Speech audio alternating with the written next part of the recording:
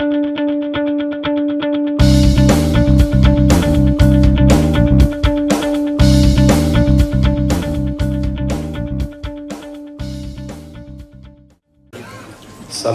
warahmatullahi wabarakatuh. Salam sejahtera dan salam satu Malaysia.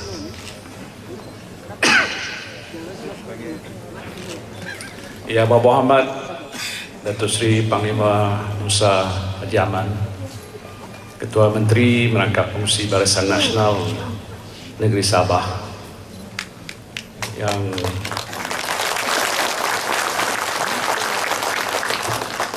Berhormat Datuk Saleh Tuan Said selaku Speaker Dewan Undangan Negeri,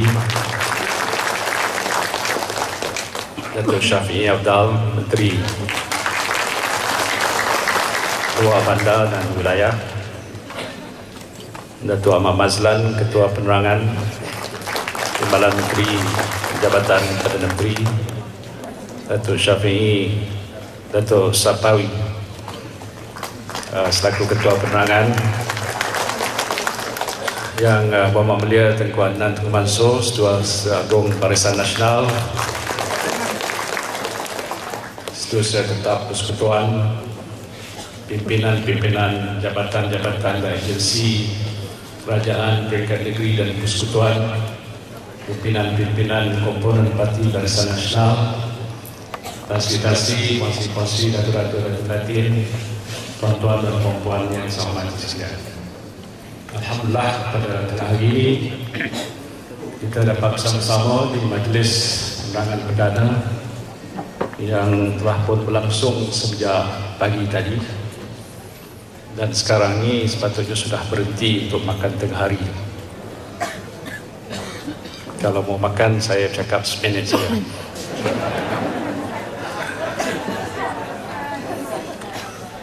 Saya ucap terima kasih kerana diberikan saya peluang di peringkat akhir majlis perdagangan perdana ini untuk memberikan sedikit masa menjelaskan perkara-perkara yang bagi saya, khususnya peringkat kerajaan persekutuan, adalah amat penting untuk kita semua memahami, menghayati, dan dalam keadaan sama juga memberikan sokongan kepada segala inisiatif yang telah, sedang dan akan dilaksanakan oleh pihak pimpinan negara kita untuk membawa Malaysia kepada suatu ambang pembangunan yang lebih hebat dalam tempoh 10 tahun yang mendatang.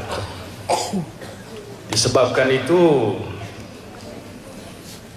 banyak perkara yang sudah pun diperkatakan di mana kedudukan Malaysia hari ini, iaitu Malaysia sudah pun mencatat satu situasi pertumbuhan yang cukup hebat. Dalam tempoh 54 tahun kemerdekaan negara kita raikan, dan kemerdekaan Sabah dalam Malaysia kurang sedikit daripada itu,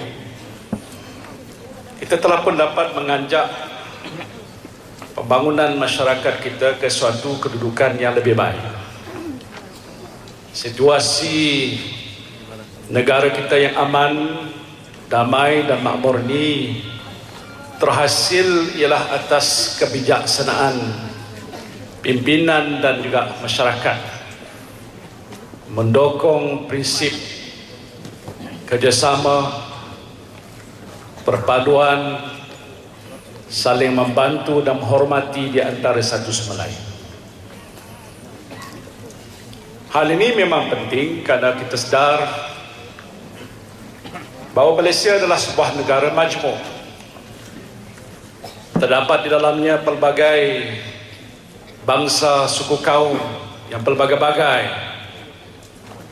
mengaudi agama yang berlainan, mengamalkan adab resam yang agak berbeza. Namun begitu, pimpinan negara kita sejak dahulu lagi mengiktiraf akan kepelbagaian, mengiktiraf akan perbezaan ataupun diversity yang ada di kalangan kita di negara kita ini. Sebab itu terus pembangunan negara kita sejak dulu ialah perpaduan nasional. Ia menjadi sebagai satu asas yang kita perjuangkan untuk membolehkan kita membangunkan negara kita secara lebih pesat, mencatat pertumbuhan kita secara tinggi. Dalam keadaan yang sama, rakyat pelbagai peringkat keturunan agama dan kaum dapat menikmatinya dalam keadaan adil dan saksama. Inilah yang telah pun kita lakukan selama ini. Sama ada diakui ataupun tidak, kenyataannya capaian dan juga kemajuan yang telah pun kita bina telah dapat diterima dan iktiraf bukan saja di peringkat rantau ini tapi di seluruh dunia. Kemajuan Malaysia disebut-sebut sebagai model ekonomi yang boleh dijadikan contoh dan teladan oleh banyak negara-negara membangun. Kerjasama erat dan perpaduan yang telah pun kita jalin sudah juga dijadikan sebagai pedoman oleh banyak negara-negara yang lain. Sama ada negara itu mempunyai satu kaum ataupun homogeneous ataupun sebaliknya. Malahan pendekatan yang kita ambil untuk merangka strategi dan pembangunan sosioekonomi di negara kita ini sudah pun diterima, diiktiraf oleh badan-badan antarabangsa. Lebih-lebih lagi waktu mana kita mencatatkan pertumbuhan yang agak begitu tinggi dalam suatu tempoh yang paling lama. Di samping itu, keamanan, keselamatan yang kita nikmati pada hari ini suatu yang agak luar biasa. Dalam suatu buku yang ditulis oleh G.M. Foster, yang ini saya ingat waktu saya di universiti dulu, menjadi buku rujukan penting dalam kajian sosioekonomi rakyat. Foster mengatakan bahawa dalam sebuah negara yang plural, in a plural society like Malaya ataupun Malaysia, perkara yang biasa dan kerap berlaku ialah krisis pertembungan budaya agama. Keadaannya tidak tentram dan akhirnya dia mencetuskan keadaan ketidakstabilan, dan situasi negara seperti ini biasanya mundur dan selalu ke belakang. Tetapi pendekatan dan cara yang kita telah amalkan ni, kita telah pun dapat menolak teori yang mengatakan a plural society like Malaysia will always face a problem of racial relationship. Itu tidak berlaku. Tetapi dia tidak berlaku bukan kerana dia terjadi begitu. It does not happen just because it happen naturally. Dia berlaku ialah kerana ada visi dan pandangan jauh pimpinan kita waktu mula membentuk Melaya waktu itu, Tanah Melayu, dan lepas itu Malaysia, kemudian dia Sabah dan Sarawak bersama-sama, mengiktiraf bahawa diversity yang ada dalam negara kita tidak harus menjadi suatu halangan. Kalaupun G.M. Foster mengatakan akan berlaku huru-hara, kita harus debunk teori ini. Debunk, kita tolak teori ini. Dan kita tolaknya ialah dengan inisiatif kerajaan Barisan Nasional. Mengiktiraf kepelbagaian ini adalah suatu kekuatan kita. Diversity is strength. Dan dengan sebab itu kita maju dan berjaya membina masyarakat kita sampai kita lihat hari ini adalah sesuatu yang boleh kita banggakan.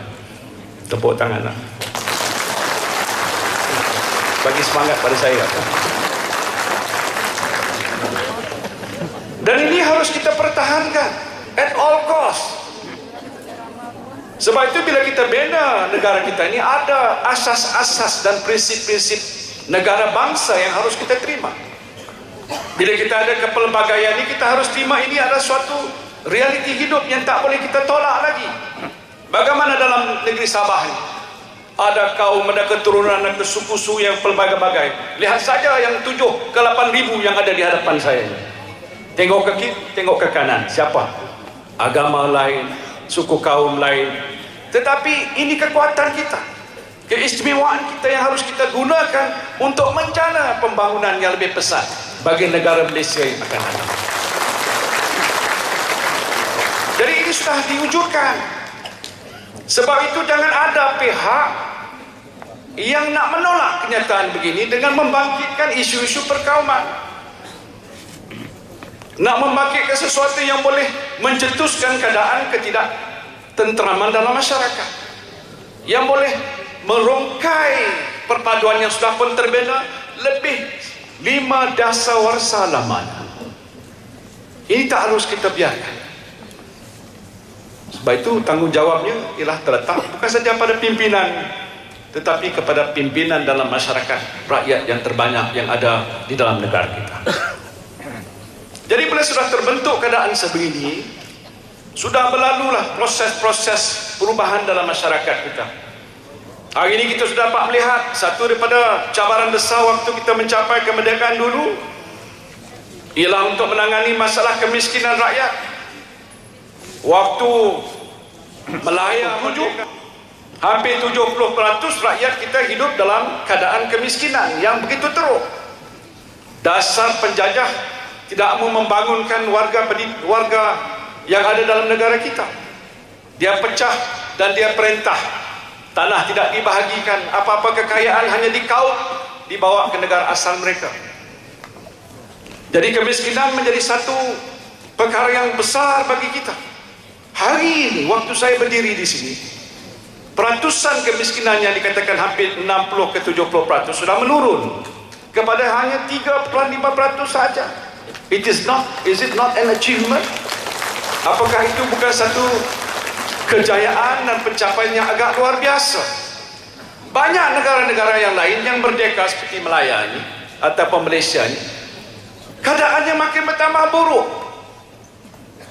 Huru-hara, pergaduhan. Baru-baru ini timbalan Perdana Menteri daripada Somalia datang ke negeri kita, berjumpa dengan saya, berjumpa dengan Perdana Menteri, beritahu pada saya bahawa negara mereka berhadapan dengan kebuluran, negara mereka berhadapan dengan keadaan hidup yang sengsara. Mereka berperang dan bergaduh sesama sendiri selama 21 tahun lamanya. For 21 years they were fighting among themselves. Thousands of hundreds of thousands of Somalians have died. You understand? Sudah mati karena pergaduhan sesama sendiri. Somalia sebuah negara yang kaya, khazanahnya, mineralnya banyak, emas, logam dan pelbagai-bagai, tanahnya subur. Tapi apa jadi? Kemarau kering sepanjang masa, rakyat hidup dalam derita.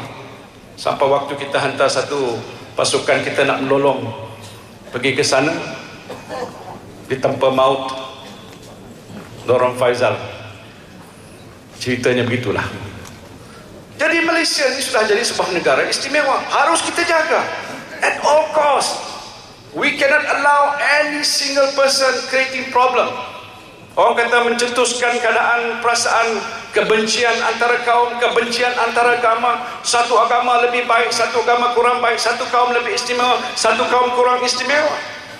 Kalau gitu mungkin mudah tercetus dan keadaannya sukar untuk kita kawal. Contoh 13 Mei tahun 1969, sejarahnya yang masih saya ingat sampai hari ini, pencetusan orang kata antara kaum yang akhirnya menyebabkan masalah besar bagi negara. Now, kita sudah sampai tahap sebegini hari ini.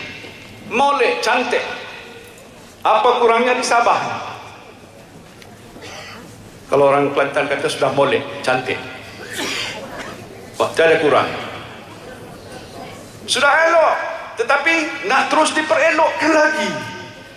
Kalau dikatakan sudah maju Sabah ni, tak cukup di sini saja bah. Mesti harus dimaju, ditingkatkan sampai tahap seluruh kampung di mana kita berada, rakyat kita di kampung, di bandar, di luar bandar, di Curug Rantau mana sekalipun, mesti mendapat peluang yang adil dan sama supaya dapat hidup sama rata, dapat menikmati kemajuan hidup bagaimana yang lain-lain di negara kita. Soal pokoknya, bagaimana nak sampai ke situ? How do we reach there? Ini soal pokok. Dia ada hal tujunya, dia ada visinya. Dia tak boleh buat secara sembrono. Apa bahasa? Ya, cincai. Orang Cina kata cincai. Kalau orang Jawanya dia kata sembrono. Tanya ini Pak Sapawi ini di Jawa. Sapawi ini Jawa. Pak Mazlan pun separuh Jawa tu. Sembrono sahaja. Tidak bisa begitu. Yang mesti disusun, diatur. Kan ini mentadbirkan negara. Nak mentadbirkan rumah tangga pun bukan mudah. Bergaduh sesama sendiri. Anak ke lain, bapa ke lain, isteri ke lain. Nak mentadbirkan satu mukim, ada penghulu, ada pengawal, ada temenggung. Bukan mudah. Ada kata dia mau buat jambatan, yang ini buat masjid, yang ini buat gereja. Persoalannya, isu dan masalah memang ada. Apalagi untuk mentadbirkan negara. Bangsa, kaum, agama, budaya, adat, Islam, bahasa. Seperti Malaysia, bukan mudah. Tetapi mampu untuk kita merajui masa depan. Kalau ada visi. Kalau ada wawasan. Sebab itu bila Perdana Menteri kita dahulu, Tun Mahathir kata, mau menjadi negara maju, mesti ada wawasan. Bukan setakat cita-cita, tapi ada usaha. Bukan kabur, tapi mesti jelas. Must be transparent and clear. Saya nak sebutkan ini supaya saudara dapat bandingkan apa yang Barisan Nasional lakukan dan apa pembangkang lakukan. Kalau nak sampai pilihan raya besok, jangan lupa yang mana satu nak pilih. Tapi hari ini saya tidak mau berkempen. Saya tahu di sini 110% sokong Barisan Nasional. No problem. Sebab itu kita perlukan pimpinan, leadership, not just leader. We need leadership, kepimpinan, ataupun dalam bahasa Dewan Bahasa, kepemimpinan. Susah nak sebut. Mesti ada kepemimpinan, leadership yang berpandang jauh, yang ada visi, yang mampu untuk melaksanakan strategi dan dasar-dasar yang berkesan. Dia tidak bisa menjadi begitu saja. Orang kata kun fayakun, tidak bisa. Mesti ada visi. Sebab itu kita sudah susun, sudah atur, sudah dibuat pertimbangan yang halus dan teliti. Waktu mana kita kata mahu menjadi sebuah negara maju dalam tempoh 10 tahun saja lagi akan datang, harus tercapai dalam tempoh itu.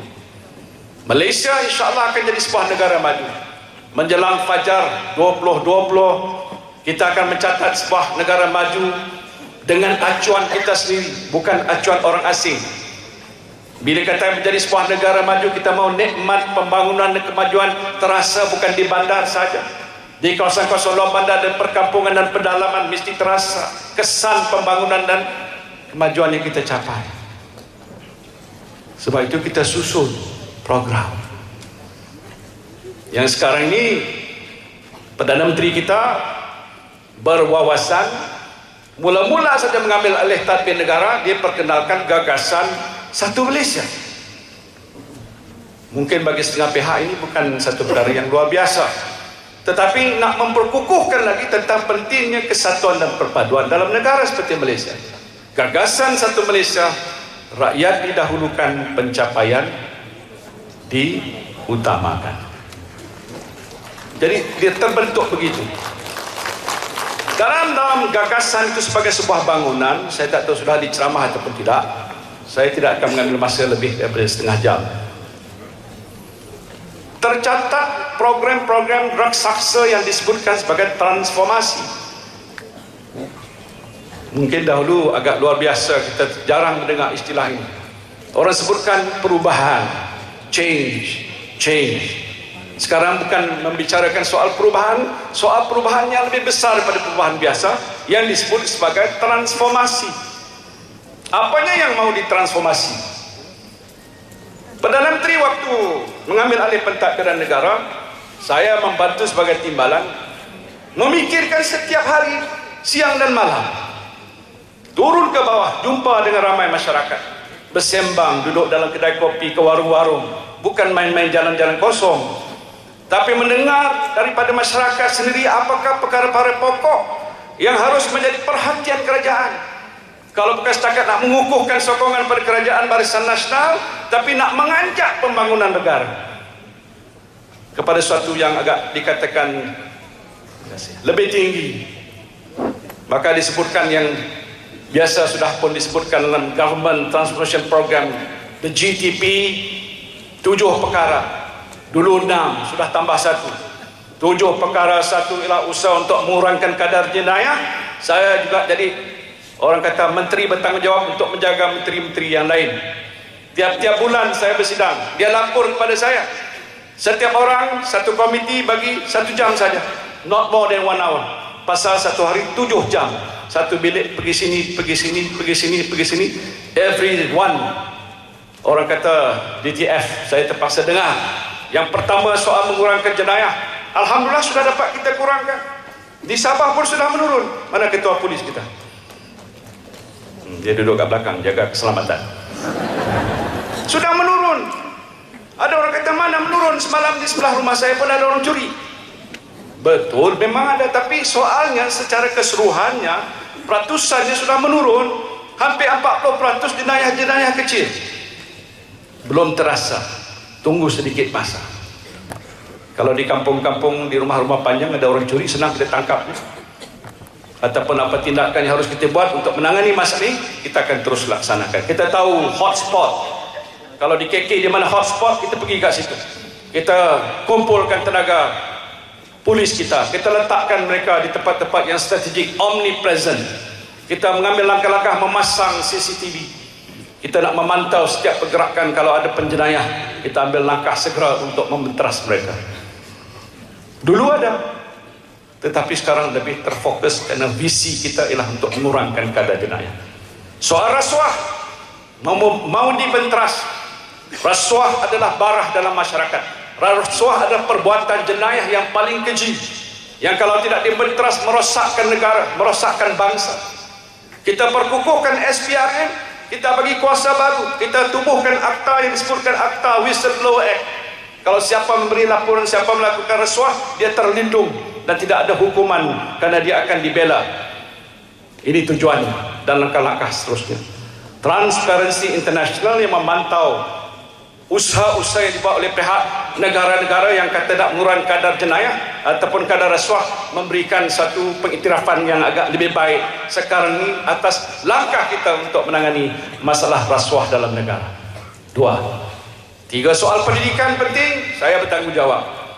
Kita sediakan soal prasekolah, kita sediakan soal literasi dan numerasi, kita adakan sekolah berprestasi tinggi, kita adakan bai'ah baru untuk guru-guru. Kalau mereka tingkatkan kemajuan sekolah, kita bagi mereka allowance tambahan.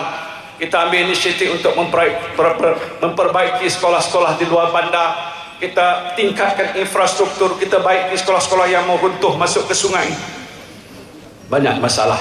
Sebahagian besarnya sudah ada dalam pengetahuan kita. Langkah-langkah ini akan kita terus perbanyakkan sekolah-sekolah dan sebagainya. Kemudian kita bicara tentang soal menambah pendapatan rakyat. Sebahagian besar masih kurang daripada RM3,000. Nak ditingkatkan dengan azam tani, azam niaga, azam itu, azam ini dan pelbagai inisiatif lain, sediakan tabung. Ini sudah pun kita gerakkan di bawah Kementerian Datuk Syarizat supaya membantu pengusaha-pengusaha kita menjalankan projek-projek yang boleh menambah pendapatan. Kalau sudah dibuat di Sabah, belum lagi meluas, kita nak perluaskan lagi. Jangan ada satu kampung pun rakyat yang terbiar, tidak ada peluang untuk diambil bagi merebut peluang yang kita sediakan menambah pendapatan ini. Kemudian kita bicara soal infrastruktur. Datuk Syafiee, Menteri Jaga sini, Sabah Sarawak mendapat peruntukan yang lebih besar pada tahun lalu dan tahun ini dan tahun depan. Jalan luar bandar, soal kemudahan bekal elektrik, air bersih, bina rumah-rumah rakyat dan sebagainya sudah pun kita tingkat dan kita tambahkan. Pencapaiannya lebih daripada 100%. Ini ada rekod. Saya sebut ini bukan cakap omong-omong kosong, saya sembrono. Memang ada kenyataan dan ada fakta yang boleh kita, orang kata, gunakan sebagai asas. Kemudian usaha kita untuk nak mengatasi masalah kesesakan dalam bandar, MRT akan dibangunkan di Kuala Lumpur. Yang terakhir, yang ini Perdana Menteri kata, ialah bagaimana kita nak membantu rakyat nak menangani masalah kos hidup yang meningkat. Saya tak tahu, mungkin orang Sabah kata it's okay, no problem, barang-barang harga sama. Tapi dalam banyak by election dia orang kata BN barang naik. Saya kata, barang siapa naik? Dia kata Barisan Nasional barang naik, seolah-olah tidak ada suatu tindakan yang diambil oleh pihak kerajaan Barisan Nasional untuk membantu dan membela rakyat kita. Mereka hidup menderita, pendapatan mereka kecil dan mereka tak dapat menyara keluarga mereka. Masalah kenaikan harga ini harus dibendung oleh pihak kerajaan.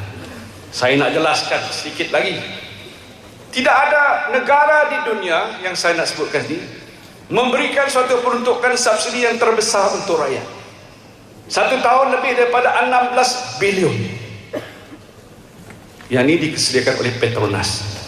Bila saudara memandu kereta, tidak ada minyak, pergi ke stesen minyak, isi sebanyak mana yang mungkin, tidak ada halangan sekatan. Setiap 1 liter, berapa kerajaan bagi subsidi? Saya pun tak tahu. Ya, 90 sen. Eloklah itu perangan ingatkan. 80 sen pun. Subsidi. Saya sebutkan juga, kita tidak tanam tebu untuk mengeluarkan gula. Kalau ada pun sedikit di utara di negeri Perlis, di Cuping, tapi kecil saja. Keluasan kawasan tanahnya tak berapa ribu hektar, tak mencukupi. Semalam Datuk Mustafa, semalamnya hari Jumaat, kita ada mesyuarat dan dia melaporkan dia sedang finalize perundingan untuk membeli gula mentah, importing of raw sugar untuk dihantar ke kilang-kilang untuk refine, dan ini akan diselesaikan dalam tempoh yang terdekat. Dulu sebelum dia saya ronding harga. Kita tak mengeluarkan gula, kita import gula mentah, tetapi kita jual harga gula lebih murah daripada negeri Thailand yang jadi negeri pengekspor gula yang ke-6 terbesar.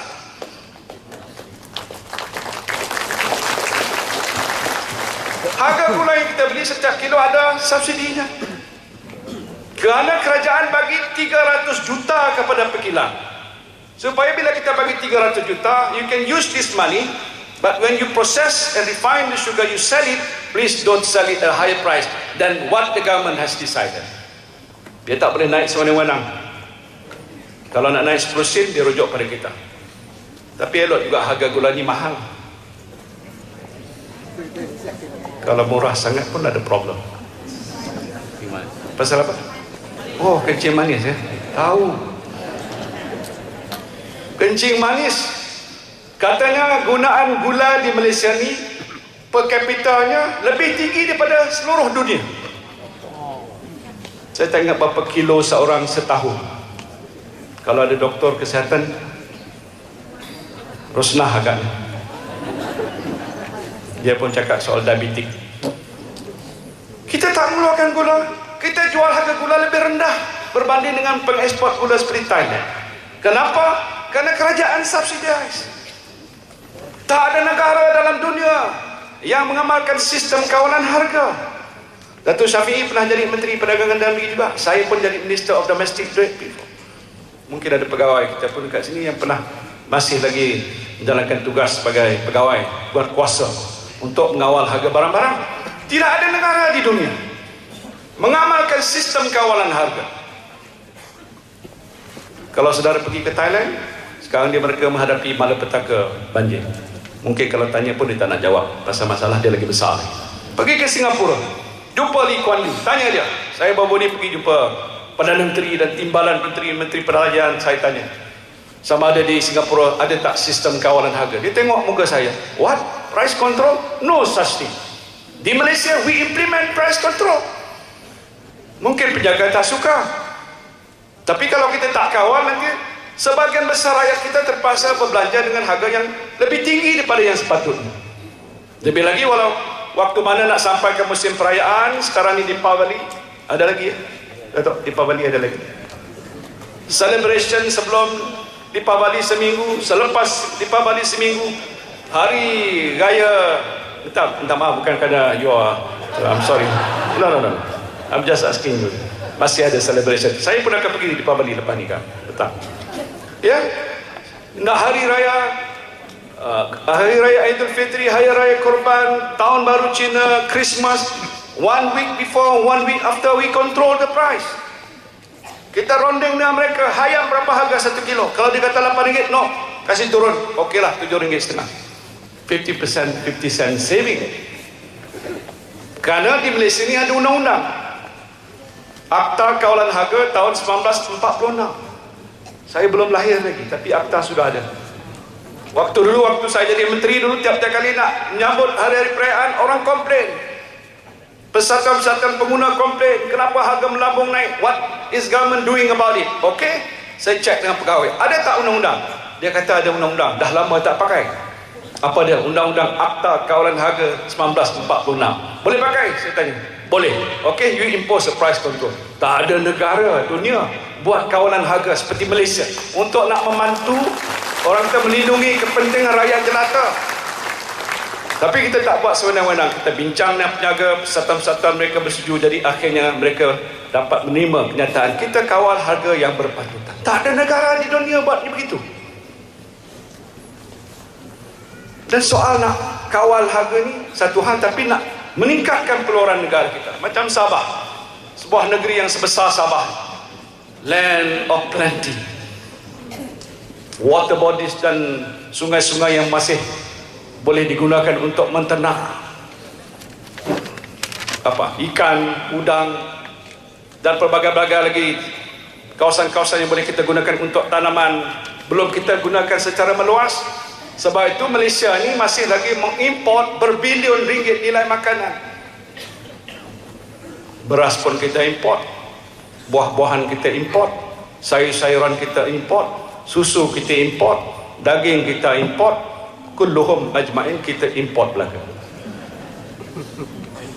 Tapi memang tak boleh lah, kita akan import. Soal pokoknya boleh tak kita tambahkan pengeluaran? Ini dibincangkan dalam kabinet 2 minggu lepas. Bagaimana nak meningkatkan hasil pengeluaran? Ini kita nak buat supaya akhirnya kita mendapat bekalan yang mencukupi.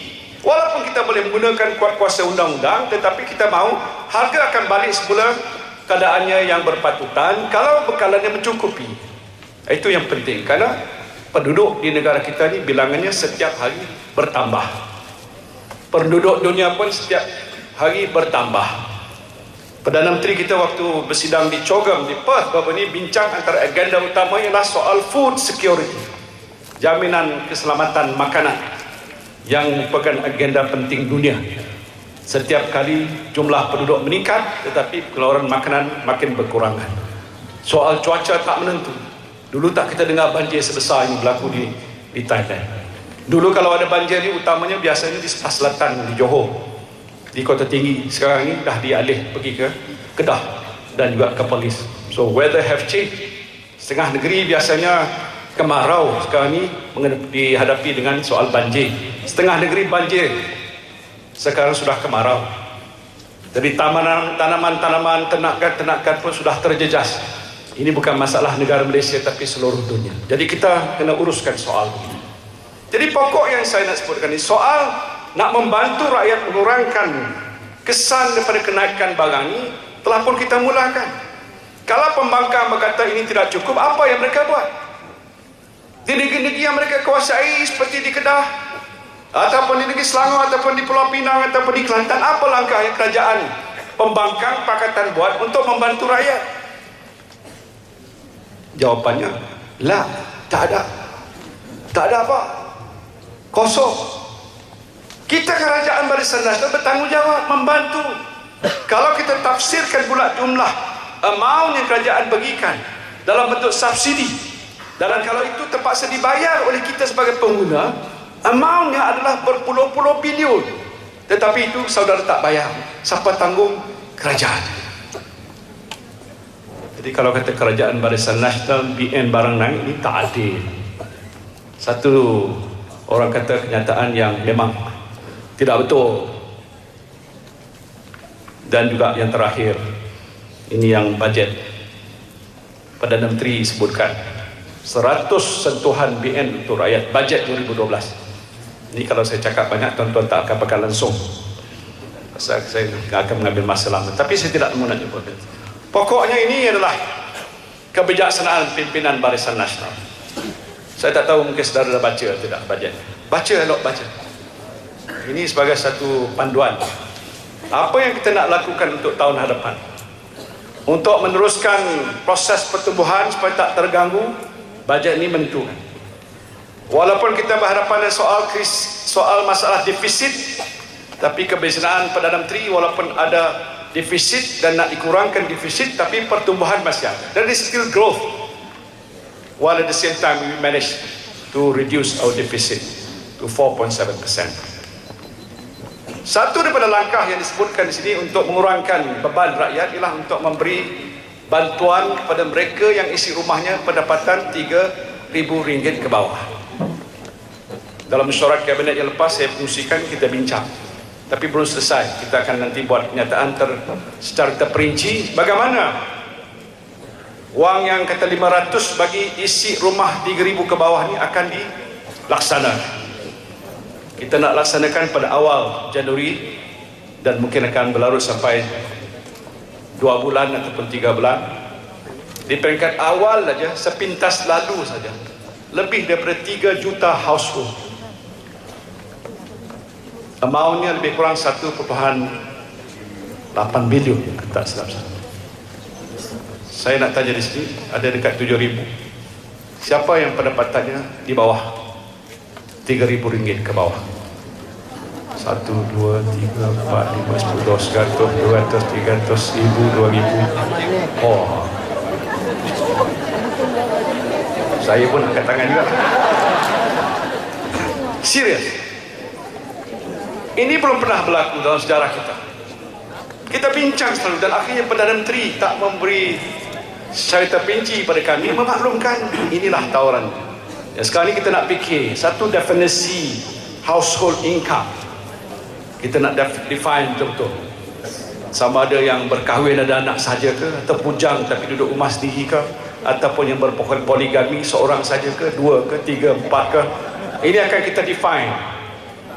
Dan lepas tu nak dibagi dalam bentuk mana? Nak masuk dalam akaun saja ke, atau nak serah dalam bentuk tunai ke? Kalau kawasan-kawasan pedalaman tu macam mana? Jadi nampak macam mudah, tapi ada perkara-perkara yang kita perlu halusi untuk menentukan kita dapat melaksanakan skim ini. Tapi insyaAllah, saya juga sebagai Menteri Pelajaran dah umumkan kita nak bagi yang wang RM100. Siapa di sini ada anak-anak pergi sekolah, angkat tangan. Ui, ramai. Setiap saudara kalau ada seorang dapat 100, 2, 200. Kalau ada 10 dapat 1,000. Saya pergi ke tempat, saya tanya berapa? 10 kata dia. Berapa isteri? Seorang. Oh, saya fikir kalau seorang isteri, kalau 2 orang ada 20, dapat 2,000. Saya tak nak galakkan poligami. Maksudnya kalau jumlahnya sebegitu, dia akan mendapat jumlah yang sebenarnya. Ini kita akan mulakan pada bulan 12. So now we are compiling everything, tak masalah, kan guru-guru pun ada. Tiap-tiap guru tahu bilik berapa bekah pelajar yang ada di sekolah tu. Kalau ada 1,000, dia akan dapat 1,000 kali 100. 100,000 dia akan agihkan. Ibu bapa datang ke sekolah, wakil-wakil rakyat Barisan Nasional akan pergi sama-sama bantu. Ketua-ketua bahagian pun boleh bantu, tengok supaya disampaikan. Kita ada sikit political mileage.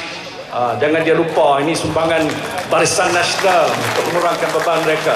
Kita akan hantar ke sekolah-sekolah. Setuju? Setuju, okey.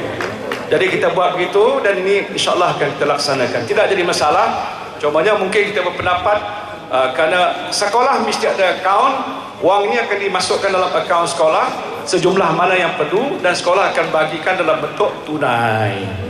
Macam kalau ada akad nikah kata akhirnya tunai. Jadi kita akan bagi dalam bentuk tunai. Kita akan sampaikan insya-Allah. Jadi kita harap pimpin masyarakat boleh bantu supaya jangan ada kata oh kami terbiar, kami tertinggal, sekolah kami tak diambil kira ataupun PIBG tak tahu, saya tak fikir itu. Kemudian kalau masuk ke matrikulasi ataupun tingkatan 6 kita bagi beli buku RM200. Kita tetapkan mana kedai-kedai bukunya, kita bagi nanti kupon atau voucher yang ini akan digunakan untuk beli buku dalam tempoh mungkin 1 ataupun 2 bulan. Saya tak payah nak cerita panjang, memang saya tahu banyak yang saya boleh cerita. Ini sebahagian daripada inisiatif yang sudah mula kita laksanakan. Dan ini sebahagian daripada transformasi besar yang sudah pun kita roll out. Now, bila sudah ada perancangan sebegitu hebat, wawasan kita jelas, program kita nyata, bukan saja soal pelan, tapi secara terperinci satu persatu. Pembangkang tidak menawarkan apa-apa. Mungkin kerana mereka kata kami bukan kerajaan, tapi dia buat buku jinggir dia, apa, buku jingga kan? Wah, bila saya buat Perdana Menteri bentang di Parlimen, dia pun akad buku jingga ni. Termasuk ketua pemangkang pun akad juga buku jingganya. Dia tunjukkan ini kita lebih hebat. Dia kata begitu, tapi kita sebagai kerajaan yang berkuasa ini sudah roll out our plan. Jangan ada orang kata mau roll back this plan.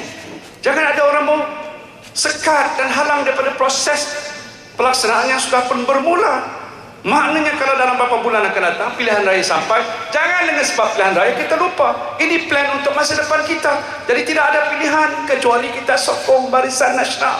No other option. Tak ada pilihan. Minta maaf, bukan tak ada pilihan, tuan-tuan, tak ada pilihan. Ada, tetapi pilihan terbaik. Kerana plan sudah pun terancang, sudah dimula roll out. The goodies ada, bajet sudah disediakan. Pegawai kerajaan yang disebutkan oleh Ketua Menteri pun more than ever ready, Datuk, to implement very strong willpower and of course support daripada pegawai kerajaan. Saya nak ucapkan tahniah dan terima kasih pada semua pentadbir pegawai kerajaan peringkat negeri dan persekutuan yang bekerja keras. Bukan satu perkara mudah. Bila Perdana Menteri umum, dia juga kena implement. Saya umum, dia juga kena implement. Kalau dia tak implement, susahlah saya. Jadi kita tahu mereka sudah bersama-sama membantu kita dan kita mahu supaya ini dapat dilaksanakan dengan sebaik mungkin. So itulah saja yang saya nak jelaskan di sini. Saya mungkin perlukan masa lagi 10 jam untuk menjelaskan semuanya, tapi masa tidak ada.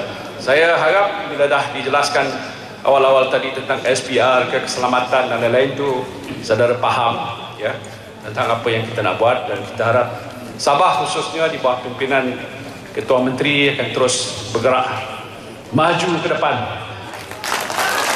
Semua pihak harus memberikan sokongan yang padu dan mantap kepada pimpinan negeri. Karena bukan apa faedah kecuali untuk kebaikan dan kebajikan seluruh rakyat jelata yang ada di negeri Sabah.